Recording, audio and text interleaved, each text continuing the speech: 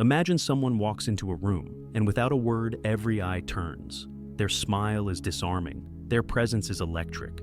We've all had that moment. You feel like they see you, understand you, maybe even love you. But what if that warmth is just the bait?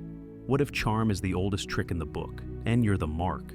And the sad truth is, won't even be your fault. Evolutionary psychology tells us we're wired to respond to warmth and confidence.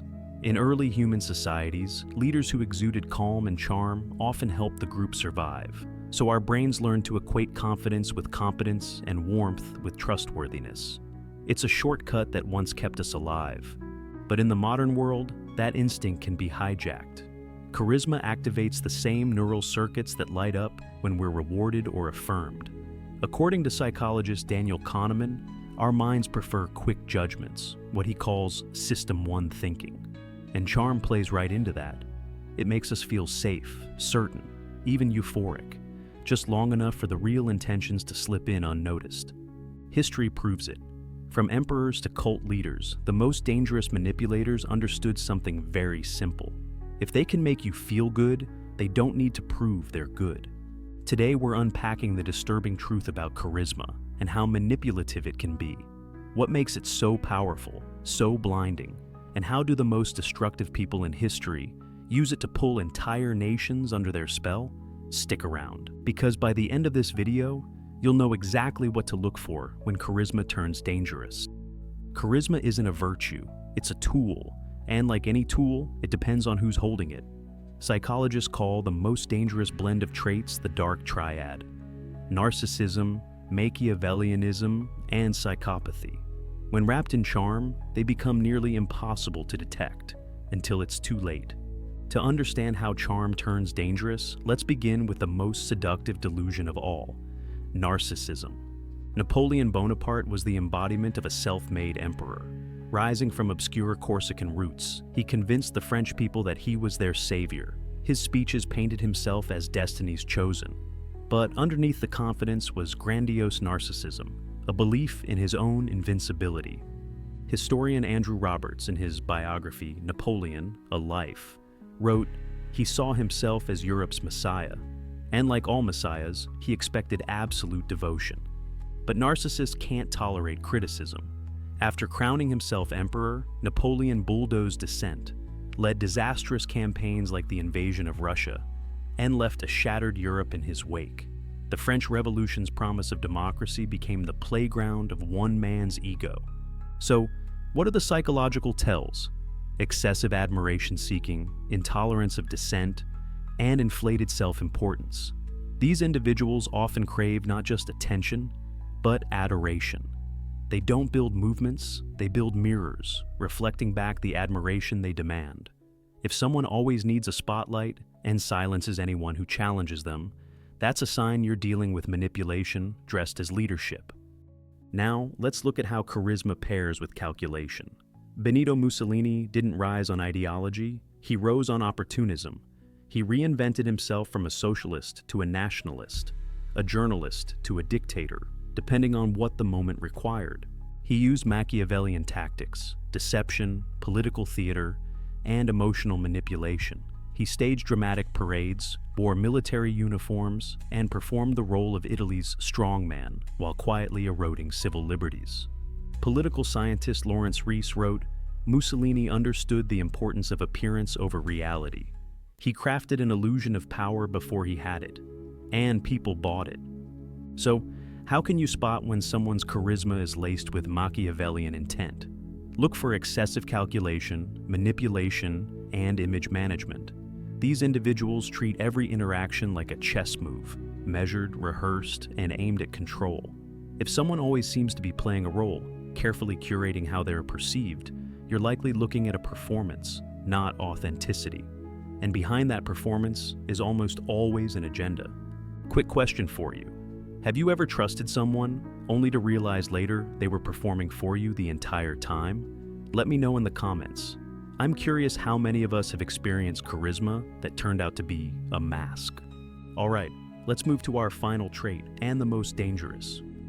Charles Manson never held political office, but he didn't need to. In the late 1960s, he built a cult that led to one of the most infamous murder sprees in American history. Manson was magnetic, especially to the lost and vulnerable. He used psychopathic charm, cold, manipulative, yet deeply convincing. He created an entire worldview, fed by paranoia and love bombing. His followers saw him as divine. In reality, he felt nothing for them. Psychologist Robert Hare, author of Without Conscience, defines psychopathy as a profound lack of empathy, combined with charm and manipulation. Manson weaponized love and turned it into violence. What sets him apart from Napoleon and Mussolini is that Manson had no institution, just his charisma, and still, he built a world of terror. So, here's how you spot it: glib charm, a chilling absence of empathy, and shallow emotional responses that don't quite match the gravity of the moment. If someone seems too smooth, too confident, and completely unbothered by human suffering, they're not just charismatic, they may be dangerous. When their charm feels rehearsed and their empathy feels hollow, that's your warning sign. Here's what ties these figures together, and what should make us pause the next time we're swept off our feet by someone too good to be true. First, there's love bombing, that early stage of overwhelming praise, attention, even devotion. Napoleon did this to France. He made the people feel like he alone could lift them from chaos. He didn't just offer leadership, he offered love, and France responded like a nation falling head over heels. Then comes gaslighting. Mussolini was a master of this. When journalists questioned his shifting ideologies or authoritarian control, he reframed the narrative, insisting it was all in the interest of unity. If people complained, he painted them as enemies of the state, not critics with legitimate concerns. The more confused the public became, the tighter his grip. Isolation is next. Charles Manson physically and emotionally cut off his followers from the outside world. But isolation isn't always physical. Emotional isolation, like branding all critics as traitors or outsiders, serves the same purpose. It stops you from hearing the one thing manipulators fear: the truth. Finally, myth-making. All three men built myths around themselves: Napoleon, the destined ruler; Mussolini, the savior of Rome; Manson, the prophet of a new age. They didn't just want followers, they wanted believers. They told stories where they were the hero, and everyone else just had to fall in line. The scariest part? These tactics feel good until they don't. Because they're not designed to lift you up. They're designed to pull you in. They made people feel special, chosen, seen, then use that emotional hook to control them. And these tactics are not relics of the past. They're warning signs for the present. Napoleon's rise followed the chaos of the revolution. Mussolini came to power after economic collapse and war trauma. Manson attracted disillusioned youth in a time of social upheaval. Context matters. We are most vulnerable to manipulative charisma during times of fear, uncertainty, and collective identity crisis. So, is this just history, or does it echo now? Charisma still sells. We see it in politics, in online influencers, in cult-like brands. The medium has changed, the psychology hasn't.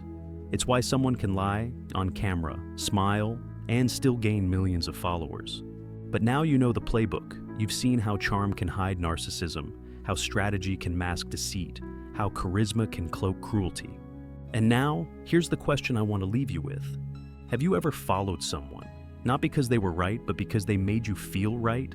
Let me know in the comments. I want this to be a space where we unpack these things together. Charisma isn't evil, but it's never neutral. It's a force, one that can inspire or destroy. So next time someone makes you feel like the center of the universe, take a step back. Ask, are they seeing me or using me? Because the most dangerous kind of manipulation is the one that feels like love. Thanks for watching Historic Psychology. If you found this breakdown useful, hit the like and subscribe for more deep dives where history meets human behavior. I'll see you in the next one. Stay curious, stay critical.